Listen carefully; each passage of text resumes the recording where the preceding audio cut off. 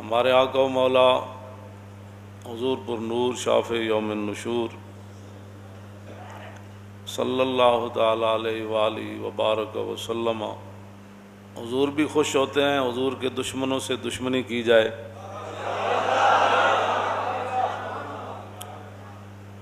اور اللہ رب العالمین بھی یہی چاہتا ہے کہ رسول اللہ کے دشمنوں کے ساتھ دشمنی ہی نہ کی جائے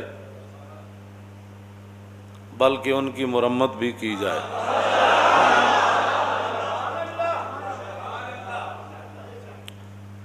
مولانا محمد ہاشم ٹھٹوی سندھ کے، ان کی کتاب ہے السیف الجلی علی صاب بن نبی، کہ کھلی تلوار اس دے سر ہوتے جڑا حضور دے خلاف گل کرے، اور یہ ہے السیف المسلول۔ اس کا معنی جو ہے وہ السیف المسلول، ننگی تلوار، وہ کھلی تلوار، یہ ننگی تلوار۔ اور انہاں فرمایا السیف المسلول علی من سب الرسول، ننگی تلوار اس بندے دے سر ہوتے جڑا کائنات حضور دے خلاف گل کرے۔ یہ ہمارے وہ بزرگ ہیں جنہوں نے اتنی موٹی موٹی کتابیں لکھی حضور کی شان میں۔ رضا نے تو ختم سخن اس پہ کر دیا کہ خالق کا بندہ اور خلق کا آقا کہوں تجھے۔ اور میں نے جو آیہ کریمہ پڑھی ہے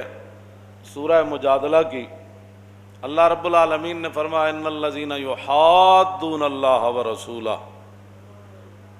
اتھوں دے بھی تے اتھوں دے بھی سارے جنہاں نوں اتھے تکلیف گل اساں کیتی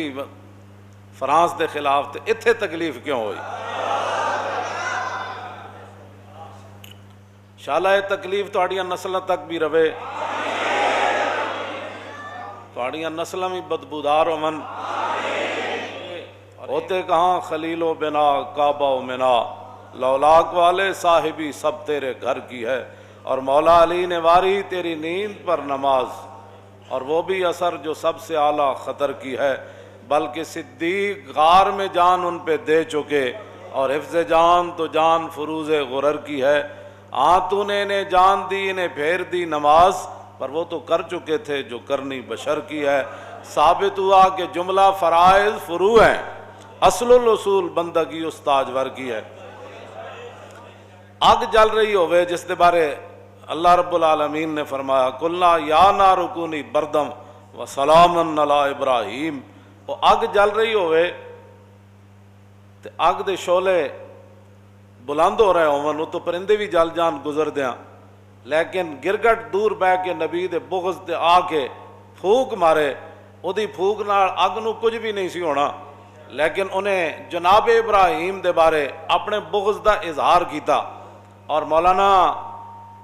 جو ہے محمد ہاشم ٹھٹوی رحمۃ اللہ علیہ نے لکھا کہ من ابغض رسول اللہ بقلبہ فہو کافر، فرمایا جڑا کلمہ او تو پڑھے لیکن دل وچ حضور دے بارے بغض رکھے، کہاں دے دل وچ گزر جائے حضور دے بارے تو وہ بھی کھلا کافر ہے۔ زبانی کہنا تو بڑی دور کی بات ہے نا، دل وچ تو کہے نہیں جی بالکل نہیں جی ٹھیک ہے ساری باتیں، ہم بھی عاشق رسول ہیں، لیکن تو پھر یہ لیکن کا کیا مطلب ہے؟ جب عاشق رسول ہے پھر لیکن تو بات ہوتی نہیں ہے۔ رسول اللہ نے خود فرمایا کہ جدو میری عزت دی گل آنی، اے عمیر بن عدی جدو مار کے آئے اسماء بنت مروان یہودیہ عورت نو، اور 3 جرم کر دی سی، ایک تو یہ کہ رسول اللہ دے خلاف گلاں کر دی سی، دوسرا وطیب الاسلام، اسلام دے عیب کٹ دی سی، تیسرا وتحرض علی النبی، کہ لوگاں نو بھی کہندی سی حضور دے خلاف گل کرو۔ اے 3 جرم کر دی سی عورت، ایسی یہودیہ، لیکن نابینا صحابی عمیر بن عدی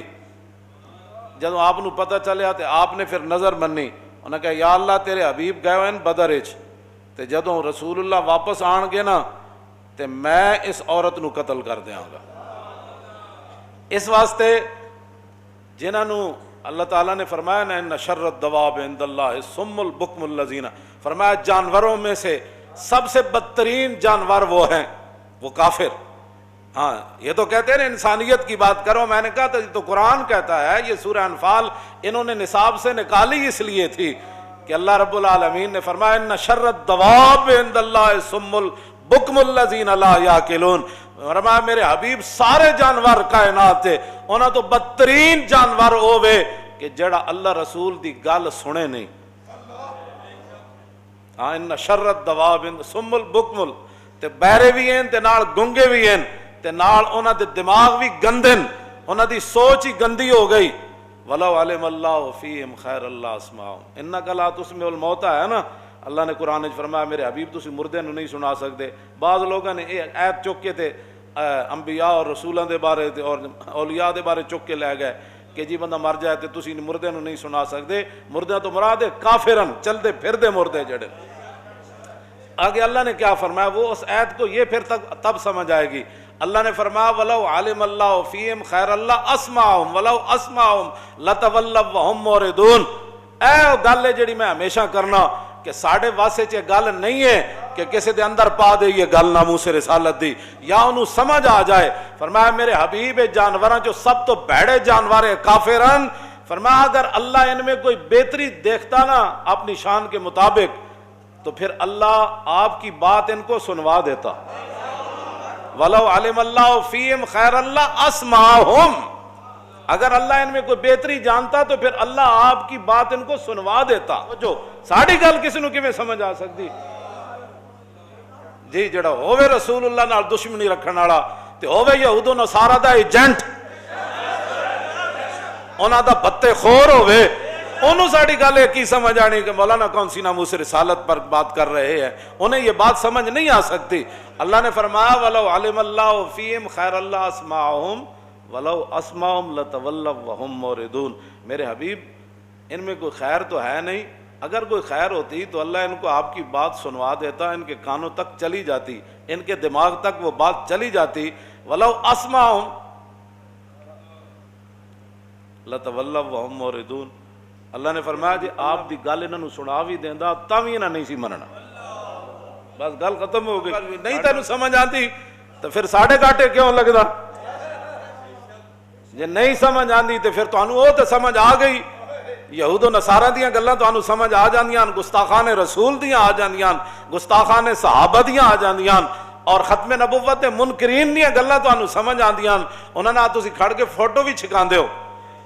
اتھے تو تانوں سب کچھ سمجھ آ جاندہ۔ تے اللہ فرمایا میرے حبیب جی تے سن بھی لیندے تاں نہ نہیں سی مننا، منوانا ساڑا کام کوئی نہیں، منوانا ساڑا کام کوئی نہیں، سمجھ آ جائے تے مغلاں دے کتے نو بھی آ جائے،